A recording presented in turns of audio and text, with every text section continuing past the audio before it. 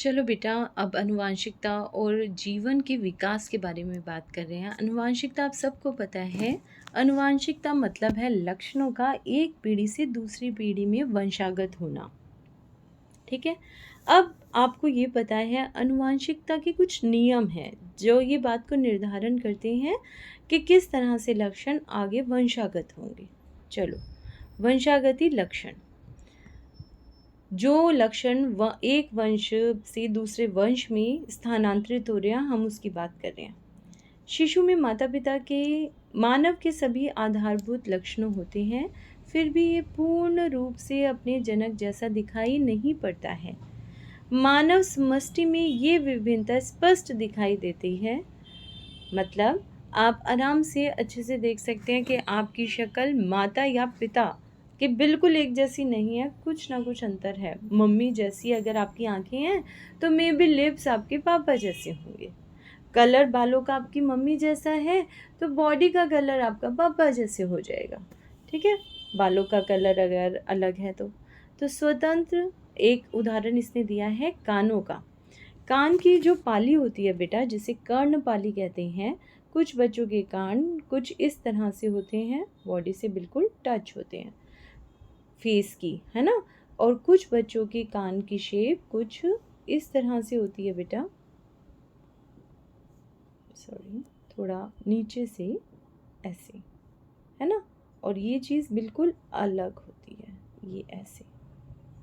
दूसरे कान की शेप कुछ इस तरह से होती है, उसमें ये बिल्कुल अलग नहीं होती, ऑलमोस्ट अटैच होती है। इसको, जो ये नीचे की चीज़ होती है, इसको बोलते हैं कर्णपाली। ठीक है, अगर ये हम कान की बात कर रहे हैं तो इसको हम बोलते हैं कर्णपाली।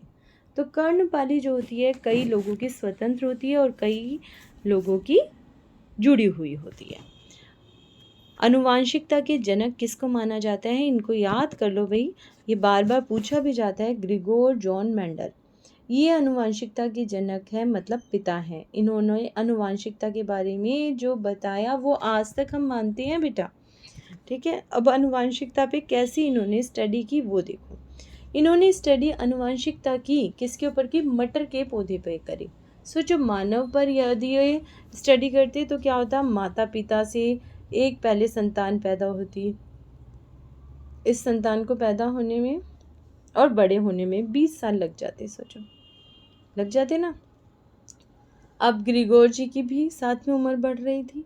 पहले तो 20 साल में एक पहली पीढ़ी को देखते, F1 पीढ़ी को, फिर और उसकी भी, वो भी 20 साल और बढ़ता। ठीक है, खुद भी वो 20 साल के थे, 40 के तो वो पहले ही हो चुके थे, और 20 साल बढ़ते और फिर और 20 साल जाते, मतलब 80 साल में वो सिर्फ एक चीज़ पे स्टडी कर पाते। तो उन्होंने मानव के ऊपर स्टडी नहीं की, फिर किसके ऊपर की, उन्होंने की मटर के पौधे पर स्टडी। इसको याद कर लो बेटा। ऐसा क्यों किया उन्होंने कि मटर के पौधे पे स्टडी की। सबसे पहले उसका जीवन काल बहुत छोटा था, बहुत जल्दी मटर का पौधा तैयार हो जाता है बेटा, और पूरे साल ही मटर आती रहती है। सामान्यतः इसके अंदर स्वपरागण होता है, परंतु कृत्रिम तरीके से भी इसमें पर परागण कराया जा सकता है। मतलब वैसे नॉर्मली अगर एक पौधे के अंदर, मटर का एक पौधा है तो उसी के फूलों के अंदर बीच में परागण होता रहता है, लेकिन अगर ये चाहें हम उसके साथ तो पर्पल फूल वाले पौधे का परागण हम वाइट फूल वाले पौधे के साथ करा सकते हैं। ठीक है, दो इसकी विशेषता होगी। तीसरी बात, इसके अंदर जितने भी लक्षण थे वो स्थूल रूप से दिखाई देते थे, अलग अलग बिल्कुल दिखाई देते थे। ये लक्षण 7 हैं, वो हम पढ़ेंगे। एक ही पीढ़ी में बहुत सारे बीज पैदा हो जाते हैं। सोचो, एक फली के अंदर कितनी सारी मटर के दाने, और सभी मटर के दाने से आप पौधे बना सकते हो। तो एक ही पीढ़ी में अनेक बीज पैदा हो जाते हैं। अब ऐसे कौन से इन्होंने 7 लक्षण देखे जो स्थूल दिखाई देते हैं अलग अलग, वो क्या है, बीज का आकार, गोल बीज वाली मटर होती है, झुर्रीदार बीज वाली मटर होती है। ओके, दूसरा इन्होंने जो देखा वो था बीज का रंग। पीले रंग की मटर के दाने होते हैं, हरे रंग की मटर के दाने होते हैं। Very good. फूलों का रंग देखा, फूलों के रंग भी बैंगनी और सफ़ेद होते हैं। फिर उन्होंने देखा फूल की स्थिति, फूल पेड़ पे कहाँ लगा है। कुछ तो फूल पौधे ऐसे थे जिनके जो फूल थे वो बिल्कुल एंड में लगे थे। देखो यहाँ पर जो फूल लगे हैं वो बिल्कुल ऊपर जाके लगे हैं, नीचे कोई फूल पैदा नहीं हो रहा, अक्षीय हैं, ठीक है। और जबकि जो कुछ थे वो अंततः थे, अंत्य आपको दिखाई दे रहा है, ये देखो ये अक्षीय है तो बीच बीच में कहीं भी एक्सिस पे लग जाएंगे बेटा। देखो एक फूल यहाँ लगा है, एक फूल यहाँ लगा है, दो फूल यहाँ लगे हैं, है ना। ऐसे मतलब जो पेड़ है उसके यहाँ पर फूल लग रहे हैं, अक्षीय है, ठीक है। और अंत्य कौन सा होता है, जो अंत में जाके लगेगा, बीच में कहीं कोई फूल नहीं लगा हुआ, जबकि बिल्कुल अंत में बीच में दिखाई दे रहा है, एंड में जाके लगेगा। तो फूलों की स्थिति के हिसाब से दो तरह के इसमें मिल गए। फली का आकार, फूली हुई फली होती है, सिकुड़ी हुई फली होती है। फली का रंग भी पीला और हरा होता है। पौधे की ऊंचाई के हिसाब से भी होता है, कुछ मटर के पौधे लंबे होते हैं तो कुछ बौने होते हैं। मीडियम आकार के कोई नहीं होते, ये याद रखना, या तो लंबे होंगे या बौने होंगे, ठीक है। फूल भी या तो बैंगनी होगा या सफ़ेद होगा। फली भी या तो फूली हुई होगी या सिकुड़ी हुई होगी। मटर भी हरी होगी या पीली होगी। ऐसी मटर का दाना भी या तो हरा होगा या पीला होगा। अब आ जाइए क्वेश्चन आंसर पे, रेडी। चलिए, अनुवांशिकता को परिभाषित कीजिए। सबसे पहले, लक्षणों का माता पिता से संतान में वंशागत होना ही अनुवांशिकता है। मेंडल ने किस पौधे का प्रयोग किया था, मटर के पौधे का।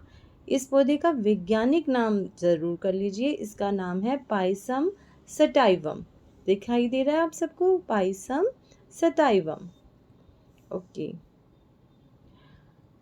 मानव सृष्टि में पाए जाने वाले कोई दो परिवर्तों के नाम बताइए। तो मानव सृष्टि में जो पाए जाते हैं, एक तो परिवर्त ये है आपका स्वतंत्र एवं जुड़े कर्णपाली, मानव समष्टि में पाए जाने वाले दो परिवर्त हैं, ठीक है। ये विभिन्नताएं जो अलग से दिखाई देती हैं।